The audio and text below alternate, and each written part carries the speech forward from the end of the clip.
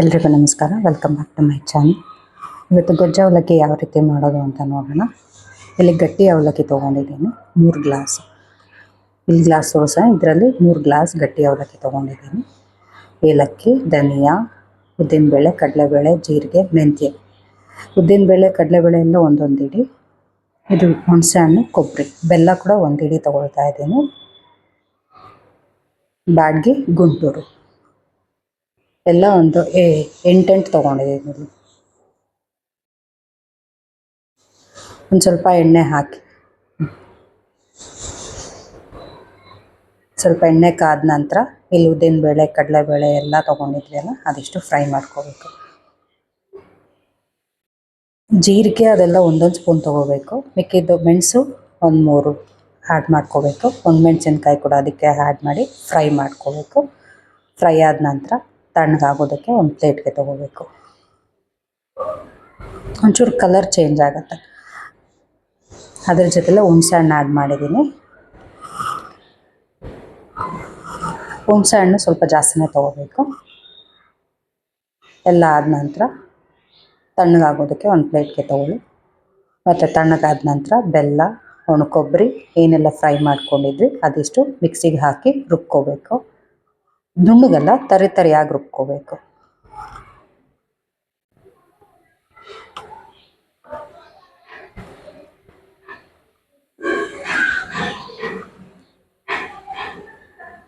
ಇದಾದ ನಂತರ ಒಂದು ಪ್ಲೇಟ್ಗೆ ತೊಗೊಳ್ಳಿ. ಇದೇ ಜಾರ್ಗೆ ಗಟ್ಟಿ ಅವಲಕ್ಕಿನ ತರಿಯಾಗಿ ರುಬ್ಕೋಬೇಕು.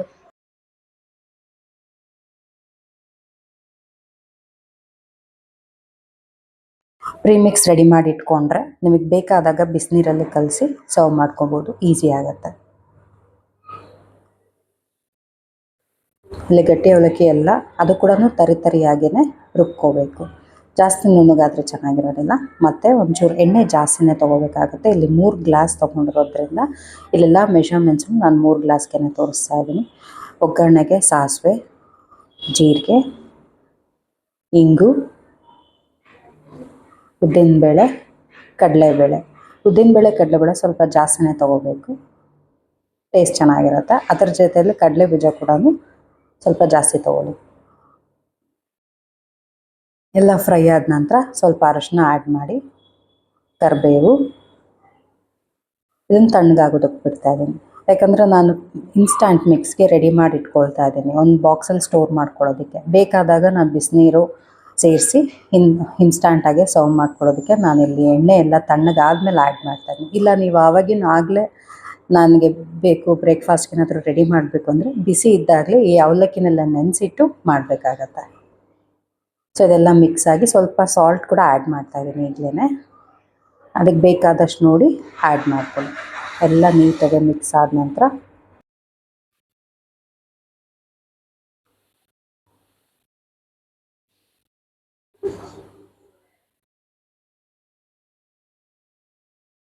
ಈಗ ಸಡನ್ನಾಗಿ ಮಕ್ಕಳು ಸ್ಕೂಲಿಂದ ಬಂದ ತಕ್ಷಣ ಸ್ನ್ಯಾಕ್ಸ್ ಬೇಕು ಅಂತಂದಾಗ ಇದನ್ನು ಒಂದು ಬೌಲ್ಗೆ ಹಾಕಿ, ಅದು ತುಂಬ ನೀರು ಹಾಕಿ ಒಂದು 10 ನಿಮಿಷ ನೆನೆಸಿಟ್ರೆ ಬಿಸಿನೀರು ಹಾಕಿ ನೀವು ಬೇಗನೆ ಆವಾಗಿನಾಗಲೇ ಕೊಡ್ಬೋದು. ಒಂದು 10 ಮಿನಿಟ್ಸ್ ಆಫ್ಟರ್ ಇನ್ಸ್ಟಂಟಾಗಿ ನೀವು ಇದನ್ನು ಸರ್ವ್ ಮಾಡ್ಕೋಬೋದು.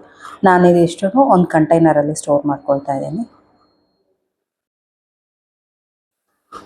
ನನಗೆ ಆಲ್ಮೋಸ್ಟ್ ಇದು 1 ಮಂತಿಗೆ ಬರುತ್ತೆ. ಹಾಗೆ ಒಂದು ಬೌಲ್ಗೆ ತೋರಿಸ್ತಾ ಇದ್ದೀನಿ ನೋಡಿ. ಇದಿಷ್ಟು ಆದ ತಕ್ಷಣ ಇದಕ್ಕೆ ಒಂಚೂರು ನೀರು ಹಾಕಿ, ಜಾಸ್ತಿ ನೀರು ಹಾಕ್ಕೊಳ್ಳೋ ಹಾಗಿಲ್ಲ.